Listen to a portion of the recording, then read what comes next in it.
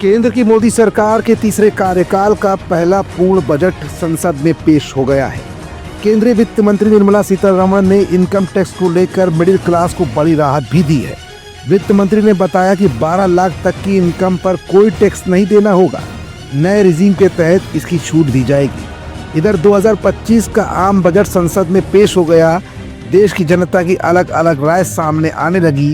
कोई इलेक्ट्रॉनिक्स चीजों को सस्ते होने का जश्न मनाने लगा, तो कोई 12 लाख की इनकम टैक्स पर मिली छूट को लेकर भविष्य में काफी आशान्वित सा दिखने लगा।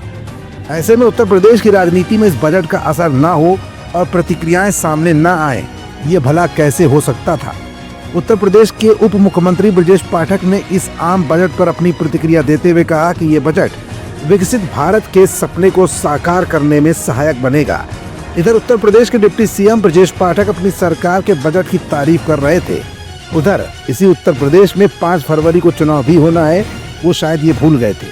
वो चुनाव अयोध्या की मिल्कीपुर सीट पर होना है। ऐसे में विपक्षी दल समाजवादी पार्टी बजट पर अपनी प्रतिक्रिया न दे, ये भी भला कैसे हो सकता था।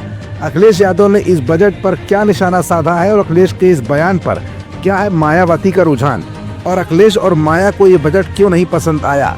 अखिलेश ने बजट को दरकिनार करते हुए महाकुंभ में मची भगदड़ के बाद हताहत हुए लोगों को लेकर बनी आशंकाओं के आंकड़े के बीच एक बार फिर क्यों अपनी आवाज बुलंद की है, और मायावती को इस बजट में आने वाली राजनीति के लिए कौन कौन से अहम केंद्र बिंदु दिखाई दे रहे हैं। ये कुछ ऐसे सवाल है जिनका जवाब अपनी आज की इस रिपोर्ट में हम आपको दिखाएंगे भी और बताएंगे भी। दरअसल सपा मुखिया और पूर्व मुख्यमंत्री अखिलेश यादव ने कहा है कि हमारे लिए आम बजट के आंकड़ों से ज्यादा जान गंवाने वालों के आंकड़े महत्वपूर्ण है। जो सरकार जान गंवाने वालों, लापता लोगों के आंकड़े नहीं दे सकी, जिस सरकार को ये बताने में 17 घंटे से ज्यादा का वक्त लग गया कि भगदड़ मची और लोगों की जान चली गई, जिनके पास ये सपना नहीं है, विजन नहीं है कि महाकुंभ के लिए कितना इंफ्रास्ट्रक्चर होना चाहिए, जब 40 करोड़ लोगों के लिए व्यवस्था करनी थी, तो आपने क्या व्यवस्था की। अखिलेश यादव महाकुंभ को लेकर बजट के बहाने ही सही योगी को निशाने पर ले रहे थे, तो वहीं दूसरी तरफ केंद्र की मोदी सरकार पर मायावती भी खूब जमकर बरसी। उन्होंने जोरदार हमला बोला।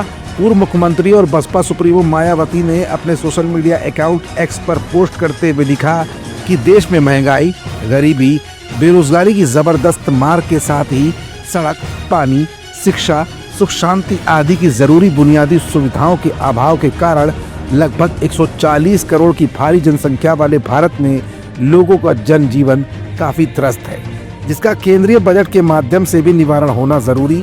लेकिन मौजूदा बीजेपी सरकार का बजट भी कांग्रेस की ही तरह राजनीतिक स्वार्थ का अधिक और जन एवं देश हित का कम लगता है।